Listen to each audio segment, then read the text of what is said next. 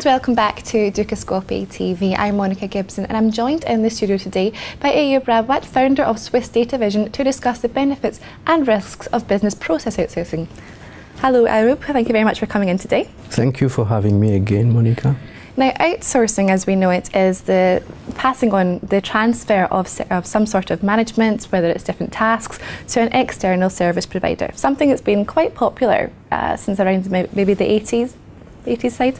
But in terms of wealth management companies, what would the benefits be, would you say? The benefits are numerous for wealth management. As you know, I've been in banking for many, many years, and I'm a very strong advocate of BPOs because I've seen the benefit from the inside, and I've been able to use it to effectively manage costs. So cost optimization is one of the real good benefit.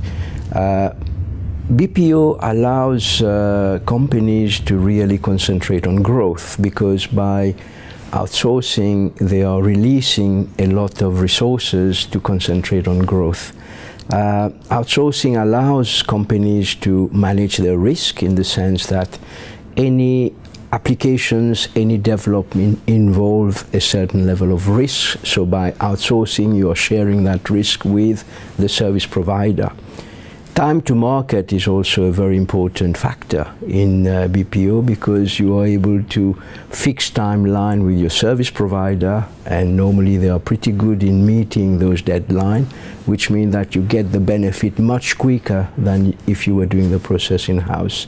And other benefits could also be the fact that you have access to permanently to qualified expert in the field that you have outsourced. So as you can see, there are quite a lot of benefits to be gained. Certainly, and it's quite a broad spectrum, but is there something to lose by giving over that sense of responsibility or that control for certain tasks? What are the disadvantages or the risks that are involved? They are, yes. It's not always straightforward as it may appear from the first explanation I've given. Obviously, it's got to be well thought of. BPO basically allows a third party to gain access to your process, to understand the way you are operating, to be able to add value. The risks are normally when people outsource, they would think in terms of costs. There could be problem with regard to delivery by the service provider for two reasons. One is because they may themselves miss their target, or as often happens, not often, but sometimes happen, business goes out, which means that they've not only failed, but they cease to be able to deliver. You are transferring knowledge to a third party. Now, transferring knowledge is not something that is done overnight. It requires time and effort. The dependency that you have on a third party can be construed as a weakness.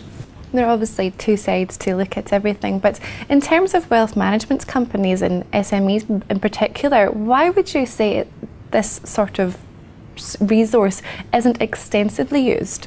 It's for historical reason. Wealth management in Switzerland, at least, has been based on private banking, has been based on banking secrecy, has been based on the fact that clients information are totally, absolutely secure in the hands of the wealth manager.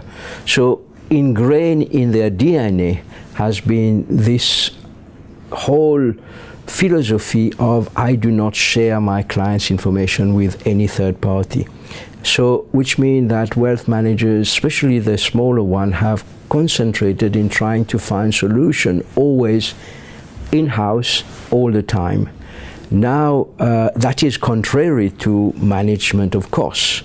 But in fact, this is something that has been overlooked because of this obsession, shall we say, in keeping all in-house and not sharing the information. Sharing of the information is contrary to what wealth managers have been used to, but is also now going to be contrary to management of costs, because by keeping all the costs in-house, you are not getting the benefit of BPOs. It is something very interesting, that the debacle between keeping data secure and also then getting the most for the customer.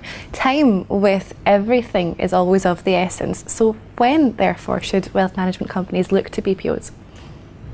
It's a very good question, but I retort very simply. In any business, when do you decide to cut costs?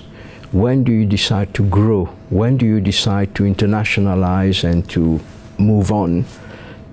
It's got to be now. It's got to be as soon as possible. It's not something that can be delayed, because the impact is so big on your bottom line that the answer, by conclusion, when I speak to my client, has got to be now. Because it's like any process. Once you start reviewing it in detail, you always tend to put it off tomorrow.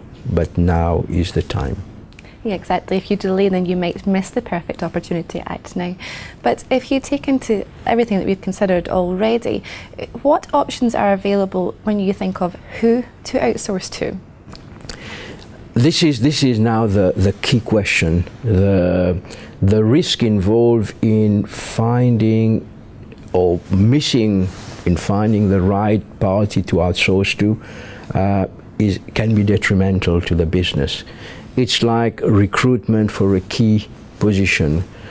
You would go to specialists on the market to find the best, what we call the best of breed. So if you're going to outsource IT, if you're going to outsource human resources function, if you're going to outsource, accounting, you would go to different parties. You get the same due diligence that you would do in searching a wealth manager or in searching an investment manager is what you would apply in sourcing a BPO service provider. So that is the way to do it, is to go through systematically. There are obviously companies on the market that can assist you and accompany you in sourcing the right BPO service provider. Well, it is certainly a very interesting topic. Uyab, thank you so much for coming in and talking it through with us today. Thank you. Thank you, Monica. Well, that's all from Ayub and myself. Please do click back to Dukascopy TV for today's press review and, of course, Commodities Corner. But goodbye for now.